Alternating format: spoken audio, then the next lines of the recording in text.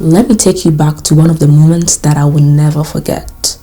And before I even go ahead, this did not just happen once, it happened multiple times before I figured my way around it. I was preparing for a class presentation, and in my room, I rehearsed perfectly. In my mind, I said it so well and I sounded very smart, just as I wanted. The tone was good. While on my way to class, I was rehearsing in my head. Even before it was my turn to speak, I was rehearsing what I wanted to say in my head. But guess what? When I got there, poof, my mind went blank. My tongue felt heavy. It felt like it was glued down and didn't want to speak. The words that made sense in my mind just didn't come out right. That moment humbled me, and I must say, it is embarrassing to look like you don't know what you want to say. Meanwhile, you know what you want to say, but you just can't deliver it well. Why does this disconnection happen? What do you think?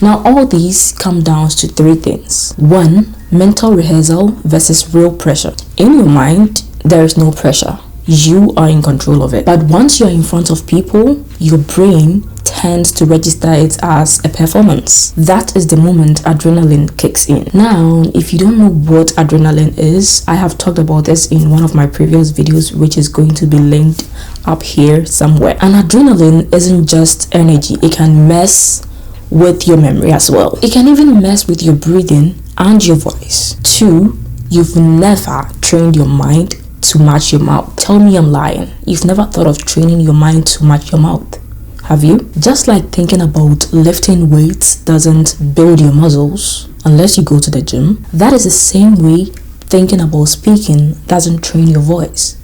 You have to put it into practice. Or having thoughts of you rehearsing what you want to say in your mind doesn't train your voice or your tone and how you want to sound unless you actually do the work. Your ideas can be solid, but your pacing, your gestures, and your tone, they are unpracticed, and so they need to be practiced to get it done perfectly, not just in the mind. 3, fear of judgment, and this is very serious.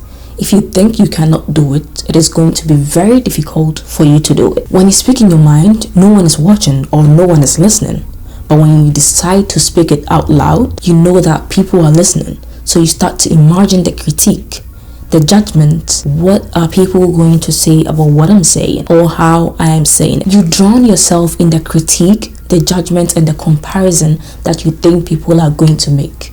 And that makes it difficult for you to do it well. That kind of feeling, thought, or anxiety blocks fluency. And if you have the fear of judgment all the time, then you can never get it right. It is going to be really difficult to get it right. I'm going to share with you what helped me, and I believe it can help you too. First, speak it before you need to. Don't just rehearse in your head.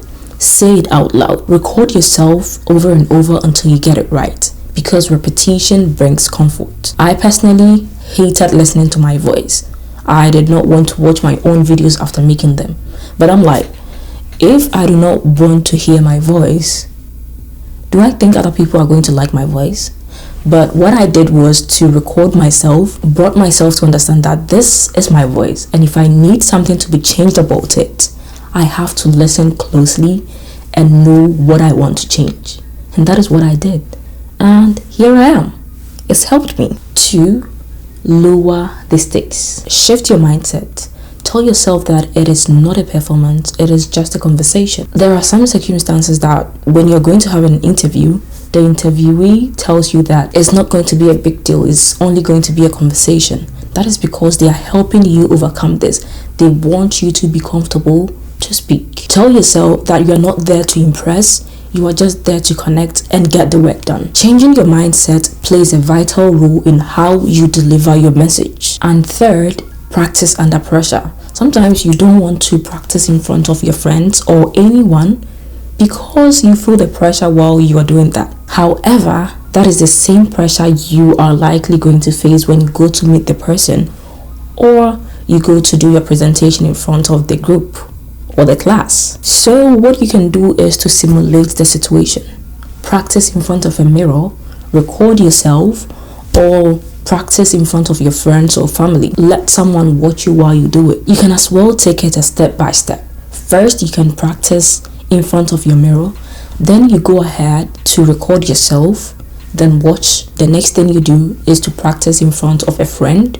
Then maybe 2 friends, 3 friends, you move to a larger group. Each step of this process will condition your brain to stay calm, to accept that you are doing this gradually, and that helps you make yourself ready for the larger audience. Once you are able to make yourself ready for a larger audience, speaking to a smaller audience will not be much of a big deal. Let me give you a bonus tip. Practice out loud and practice out loud. You can take 2 minutes every day to explain something. It can be how to do something, how to make tea, how to put on makeup, how to do your hair. Anything that you're familiar with that you think you can explain well, do that. If you have nothing that you really want to talk about, just talk about your favorite movie. And if you don't have a favorite movie, talk about your favorite artist. Now, you're probably making excuses for all these that I mentioned, but you cannot make an excuse to talk about your day, because everyone has a day. How your day goes. Even if you stay indoor doing nothing, it is still a day. So you can practice out loud by explaining how your day went. I want you to know this, that you're not the only one in this situation. There are so many brilliant people who find themselves in this same situation. They think that their voice doesn't match what they have in their mind. The good thing about this is it is trainable. So you can practice, train yourself to get better. And you have to believe that you are capable of bridging it. If you found this video helpful, make sure you share this to a friend who may need this, like this video, and then turn on post notifications so you don't miss out anytime I make a post.